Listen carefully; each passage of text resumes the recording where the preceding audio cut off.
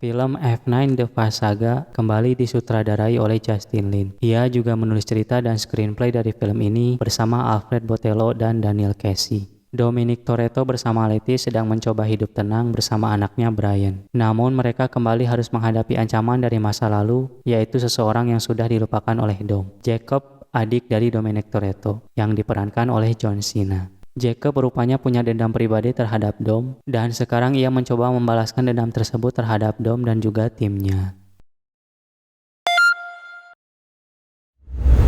Ini cuma sebagai peringatan aja sih. Cerita film ini akan sangat predictable jika teman-teman sudah menonton trailer F9 yang berdurasi 3 menit yang lebih itu. Semua story beat dari film ini sudah di-reveal di trailer tersebut. Jadi nggak ada hal yang mengejutkan atau plot twist lain yang dihadirkan oleh filmnya. Semuanya ada di trailer tersebut. Saya pribadi sangat menyesal sudah menonton trailer tersebut, karena hal itu membuat saya gampang sekali menebak cerita dari film ini. Nggak dapat surprise atau kejutan lain dari cerita filmnya.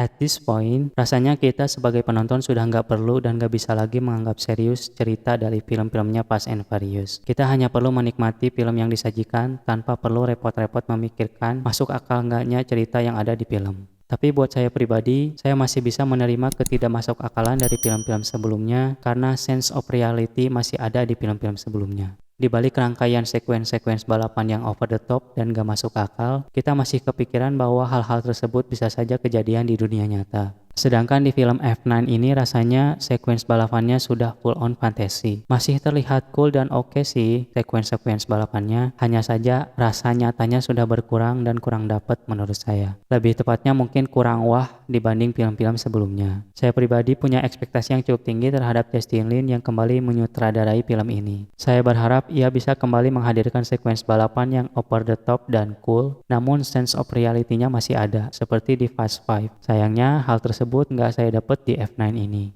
Balik lagi ke cerita filmnya yang full on fantasy, beberapa plot point di filmnya nggak segan untuk menarik penonton untuk keluar dari sense of reality. Yang paling jelas tentunya yang sudah di-reveal di trailernya, yaitu sekuens mobil yang keluar angkasa.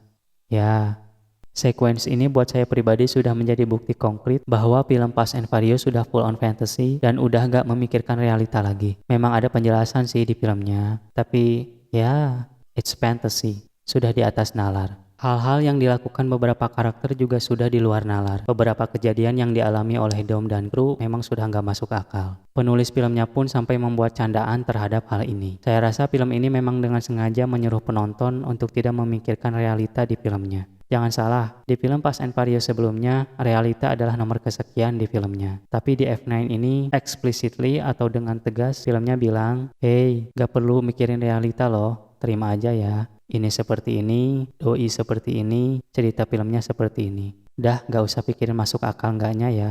Every story beat di film ini sudah gak mikirin realita atau masuk akal enggaknya. Seperti saya bilang, full on fantasy.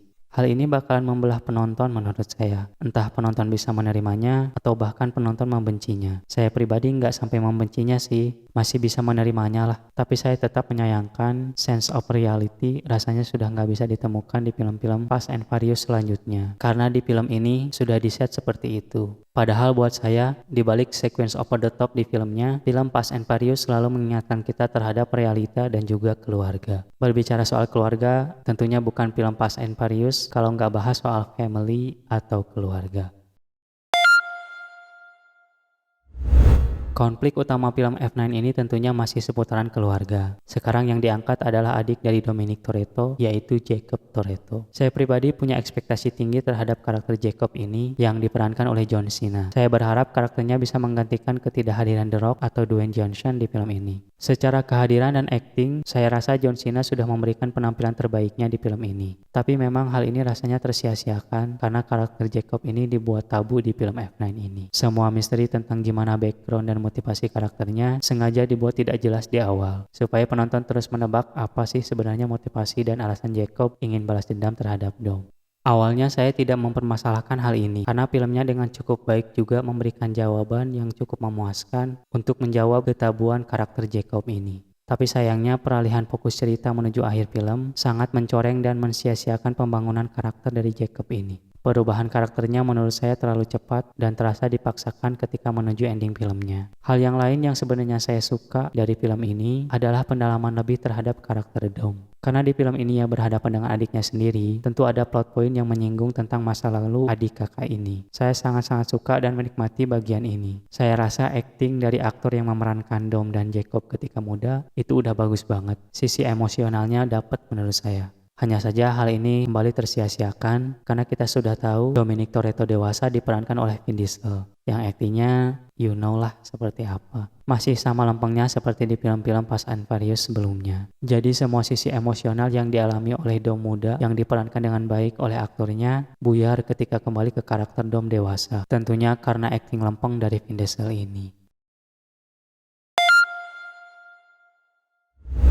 Film F9 The Fast Saga rasanya sudah kehabisan gas untuk melanjutkan ceritanya tanpa meninggalkan realita. Full on fantasy untuk cerita filmnya akan membelah penonton menurut saya, yang bisa menerima atau yang tidak bisa menerima. Sequence balapan yang dihadirkan memang masih terlihat cool dan keren, tapi kita sudah tidak bisa mengaitkannya dengan realita yang ada. Begitupun dengan kejadian-kejadian yang dialami oleh karakter-karakternya. Sudah di luar akal nalar orang awam seperti saya. Karakter Dominic Toretto yang diberikan pendalaman lebih di filmnya rasanya sia-sia karena kita sudah tahu akhir karakternya akan seperti apa. Karena akting Vin Diesel yang kita tahu seperti apa. Pilihan Jacob yang sudah cukup baik pembangunan karakternya sayangnya juga disia-siakan menuju ending filmnya. Sampai akhir film saya sudah nggak kepikiran bakalan seperti apa film selanjutnya. Dan saat post credit scene hadir, ternyata saya baru sadar bahwa franchise sejuta umat ini masih punya sisa-sisa gas untuk melanjutkan cerita filmnya. Ya, meskipun sekarang kita harus menerima, franchise ini sudah nggak malu-malu lagi untuk mengarahkan ceritanya ke full on fantasy di film-film berikutnya.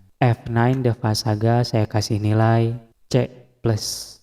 Oke teman-teman, itulah review seadanya untuk film F9 The Fast Saga. Seperti biasa, kalau ada poin-poin yang mau ditambahkan atau pendapat-pendapat lain yang mau ditambahkan, silahkan tuliskan saja di kolom komentar. Jangan lupa tinggalkan like juga di videonya, dan jika berkenan, subscribe juga channel ini. Terima kasih sudah menonton, sampai jumpa di video yang lainnya. Nama saya Ade, hatur nuhun.